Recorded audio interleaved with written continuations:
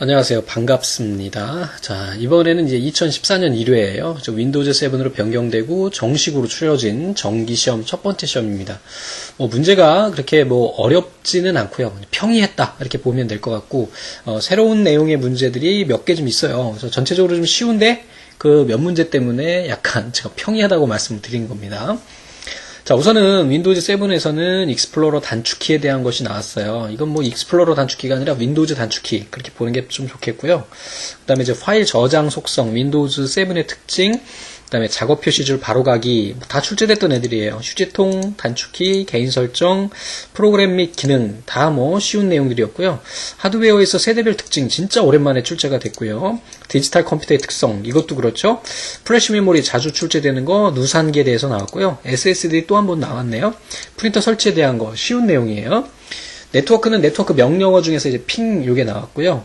인터넷에서는 네트워크 프로토콜에 대한 것들, 와이파이에 대한 내용이 나왔는데 그거에 대한 건 좀 이따 보도록 하고, 그다음에 이제 통신 용어에 대한 내용이 좀 나왔고요. 컴퓨터 범죄, 크래커에 대한 내용이 나왔어요. 멀티미디어의 특징과 GIF 파일 특성 다 출제됐던 내용들입니다. 1번부터 볼게요. 다음 중 컴퓨터 범죄에 관한 대비책으로 옳지 않은 것은 그랬습니다. 자, 컴퓨터 바이러스 예방 및 치료에 대한 프로그램을 지속적으로 개발을 해서 배포하고 있죠. 그죠? 자, 크래커를 지속적으로 양성한다 했는데, 크래커는 해커랑 비슷한 거예요. 뭐냐면, 해커는 침입하는 거죠. 크래커는 뭐냐면, 침입을 해가지고 안에 있는 시스템을 망가뜨리는 역할을 해요. 크랙이라는 게 그물 가게 하는 거잖아요. 그래서 얘네를 양성해요? 안 되죠. 보안 전문가를 양성해야 되겠죠.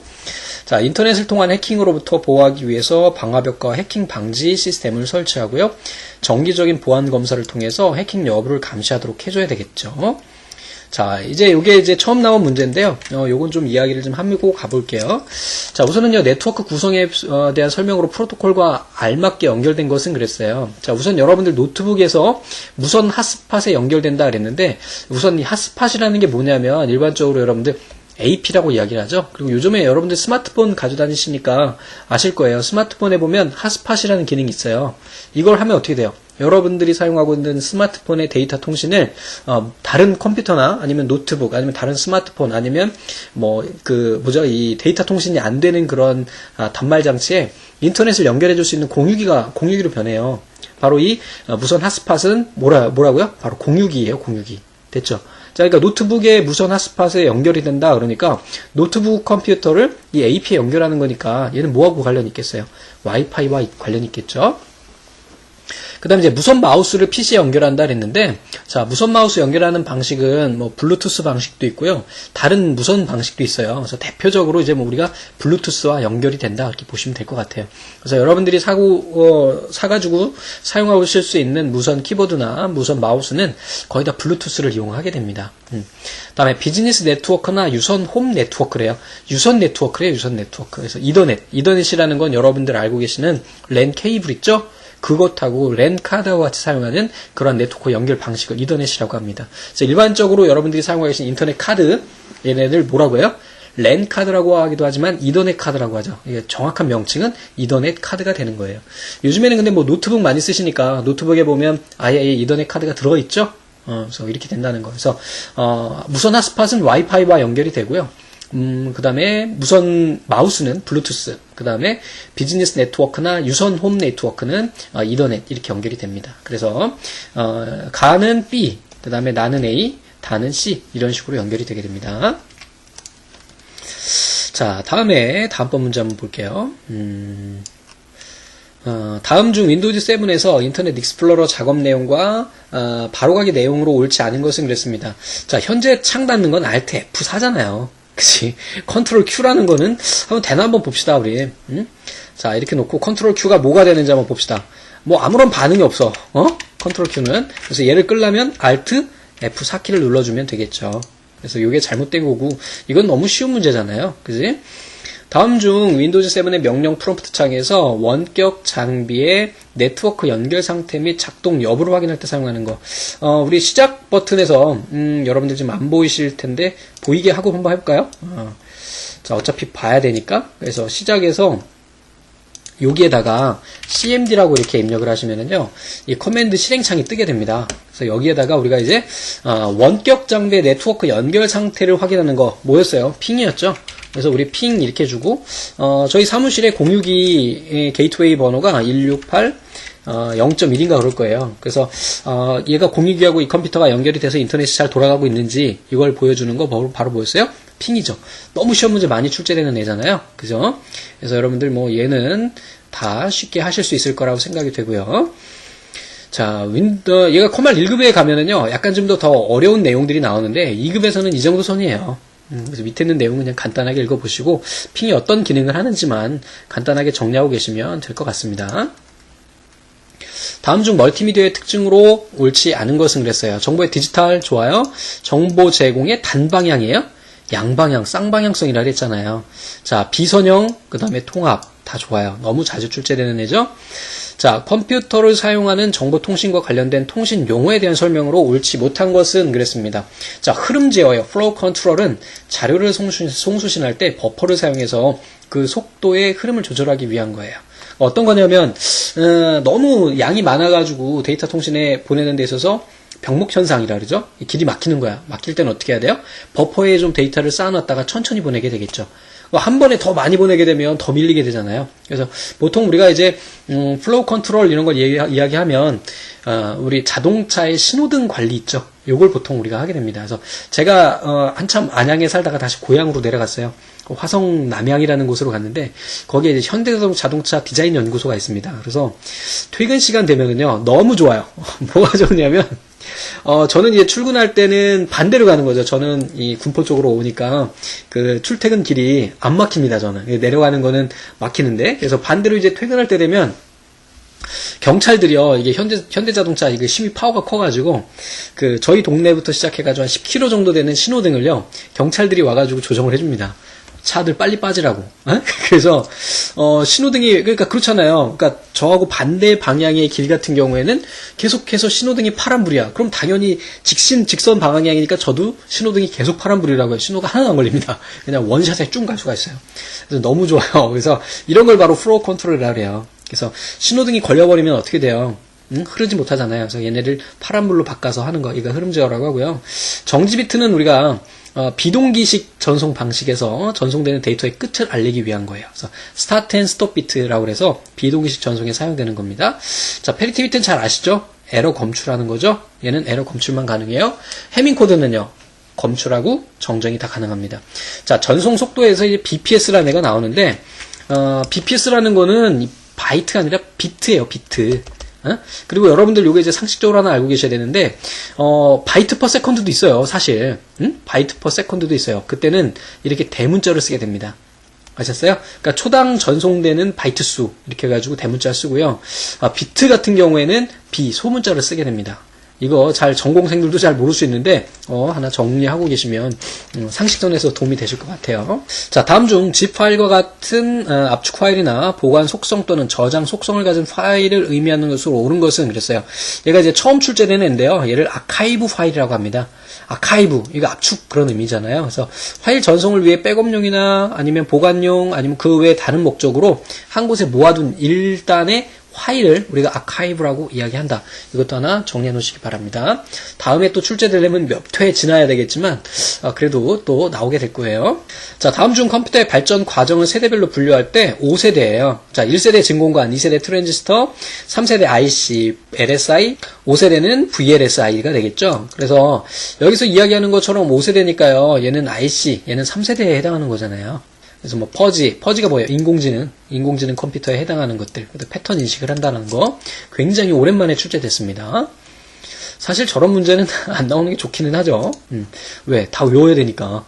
자, 다음 중 디지털 컴퓨터의 특성으로 설명으로 옳은 것은 그랬어요. 옳은 것이에요? 옳지 않은 것이에요? 옳지 않은 것이죠. 자, 부호화된 숫자와 문자, 이산 데이터, 디지털이네요. 산술 논리 연산, 디지털이에요. 증폭회로 쓰는 건 뭐예요? 아날로그 컴퓨터잖아요. 그럼 왜냐하면 우리 아날로그는 뭐예요? 신호가 파형으로 온다 그랬죠? 값의 변화가 있잖아, 시간에 따라서 아날로그라는 거. 그래서 여러분들 아날로그와 디지털 차이 아시나요? 자, 아날로그는요, 시간에 따른, 이게 이제 시간이 흐르는 거예요. 시간에 따른 값의 변화가 이렇게 좀 달라질 수가 있어요. 변화가 있어요, 시간에 따른. 디지털은 어때요?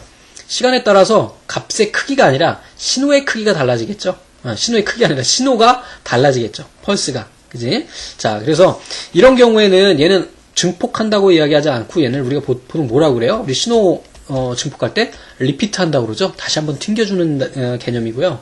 자, 아날로그 같은 경우에는 이 신호가 멀리 가다 보면은 이게 주파수가 떨어질 수도 있어요. 이렇게. 그래서 얘네를 다시 증폭하기 위한 앰플리파이어. 그래서 보통 우리가 증폭기라고 이야기하죠. AMP. 그래서 얘는 증폭 회로를 쓰게 된다는 거 기억하고 계시면 되겠습니다. 자, 얘네 구분되는 거 기억하고 계시면 나중에 1급 시험 보실 때 또 도움이 되실 거예요. 자, 플래시 메모리 너무 쉬운 문제잖아요. 소비 전력이 적고요. 휘발성 메모리다 그랬는데 휘발성이라는 거는 뭐예요? 전기가 끊어지면 날아가는 거죠. 여러분들 USB 메모리 많이 쓰시잖아요. 요즘에 USB 메모리 쓰는데 얘 컴퓨터에서 뽑으면 안에 있는 내용 다 지워져요? 아니죠. 얘는 비휘발성입니다. 됐죠? 입출력 자유롭고요. 휴대전화 많이 쓰죠. 디카이 많이 쓰고요. 게임기, MP3 플레이어에 등 널리 사용되고 있어요. 근데 요즘엔 이것도 또 많이 안 쓰죠. 워낙 이제 클라우드라고 그래서 저장 장치, 인터넷이 너무 잘 되다 보니까 저장 장치가 이제 서버를 두고 거기다 두고 이제 우리가 쓰게 되죠. 그래서 저도 클라우드를 많이 쓰게 돼요. 그래서 뭐 스마트폰에 있는 사진 같은 경우에는 만약에 스마트폰을 포맷되거나 아니면 잊어버리면 안에 있는 사진이 날아가 버리고 전화번호부도 날아가니까 어떻게 해요? 구글 같은 데 같은 경우에는 안드로이드나 이런 거 쓰시면 어때요? 구글 로그인 하잖아요. 그러면은 연락처 다 저장을 해 놓을 수 있잖아요. 그래서 전화기 잊어버려도 나중에 그대로 로그인하면 걔네가 살아나고 이런 클라우드 방식의 시스템이 많이 나오게 됐죠. 그래서 요즘에 또 제가 관심 있게 보는 게 이제 내비게이션이에요. 내비게이션인데 이 내비게이션도 요즘에는 지도 맵을 완전히 뭐예요? 스마트폰에 다운받거나 이렇게 해야 되잖아요. 그래서 뭐 올레맵이나 아니면 티맵이나 이런 거 들어보셨을 거예요. 그래서 그런데 요즘에는 또 어떠냐면 클라우드 바로 서버에 있고 그 스마트폰에는 저장하지 않는 거예요. 그래서 인터넷이 워낙 빠르니까 LTE 막 돌아가니까 그걸 필요할 때마다 그 지도 정보를 다운로드 받아가지고 바로바로 보여주는 그런 역할도 하죠. 그래서 여러분들 클라우드에 대한 것도 하나 개념적으로 알고 계시면 다음에 또 새로운 문제가 나올 때 좀 도움이 되지 않겠나. 클라우드가 뭐야? 구름이잖아. 구름처럼 둥둥 떠 있다는 거야. 정보가. 직접 내가 가져다니는 게 아니라 하늘 위에 있어. 그래서 내가 필요할 때마다 하늘 위로 올려다보면 있는 거야. 얘가 클라우드예요. 자, 다음 중 컴퓨터 연산장치에 있는 누산기에 관한 설명으로 옳은 것은, 그래서 얘는 연산 결과 일시 저장이죠. 자, 다음에 명령어의 순서는 이건 IR이죠. 명령어 레지스터. 그 다음에 명령어를 기억하는 거. 이것도 마찬가지로 IR. 명령어 해독은 해독기예요. 얘는 그죠? 그래서 이렇게 된다는 거 기억하고 계시고요. 자, 다음 중 윈도우즈 7 기능에 대한 설명으로 옳지 않은 것은 그랬습니다. 하나의 컴퓨터를 이용하는 여러 사용자가 사용자마다 사용자 환경을 다르게 할 수 있다 그랬죠? 그래서 우리 개인 설정 이런 거 여기에 들어가갖고 우리 로그인을 따로따로 할 수 있었잖아요. 이제 계정이지 계정. 그래서 보여드릴까? 우리 제어판에 보면은 우리가 사용자 계정이라는 애가 있을 거예요. 그래서 사용자 계정 여기에 있죠. 그래서 사용자 계정에 계정을 여러 개 추가해서 각각 바탕화면이나 이런 거 시작 메뉴 같은 거 다 각각 사용할 수 있도록 할 수 있다 그랬죠. 자, 윈도우즈 미디어 플레이어를 이용해서 간단하게 동영상을 편집할 수 있다 그랬는데 윈도우즈 미디어 플레이어는요. 얘는 편집되질 않고요. 그냥 얘는 재생만 가능한 거예요. 아셨죠? 그래서 얘를 할 수 있는 게 윈도우즈 무비 메이커라는 애가 있습니다. 얘는 별도로 설치를 해줘야 돼요. 됐죠? 자, 소규모 네트워크를 구축할 수가 있고요. 파일 시스템은 FAT32하고 NTFS 둘 다 지원을 한대요. 좋아요. 다음 중 윈도우즈 7에서 작업 표시줄의 바로가기 메뉴에서 설정할 수 있는 항목을 옳지 않은 것. 이거 먼저 한번 출제됐었죠? 그죠? 그래서 우리 기본 강의에 있던 문제 같은데 뭐냐면 제가 한번 보여드릴게요. 밑으로 내려서. 여기에서 얘가 작업 표시줄이잖아. 그래서 마우스 오른쪽 버튼 누르면 여기에 나오는 애가 아닌 것은 이거예요. 그래서 우선은 계단식 창 배열, 그 다음에 창 가로 정렬 보기, 그 다음에 작업 표시줄 잠금 있는데 아이콘 자동 정렬은 어디 있는 거예요? 우리 바탕화면에 있는 거잖아요. 여기에. 그지? 그래서 아이콘 자동 정렬 여기 이거는 여기에 해당하는 거가 되겠죠. 그리고 아이콘 자동 정렬 기능 자체가 없어진 것 같은데요. 지금 보세요. 마우스 오른쪽 보니까 정렬 항목 그네. 그지? 아이콘 자동 정렬이라는 게 없어졌어요. 자, 다음에 또 올려놓고 보겠습니다. 자, 14번이에요. 다음 중 윈도우즈 7에서 프린터 설치에 관한 설명으로 옳지 않은 것은 그랬습니다. 프린터 추가 마법사를 실행을 해서 새로운 프린터를 로컬 프린터와 네트워크 프린터로 구분해서 설치할 수가 있다. 좋아요. 한 대의 컴퓨터에는 한 대의 프린터만 설치되어요?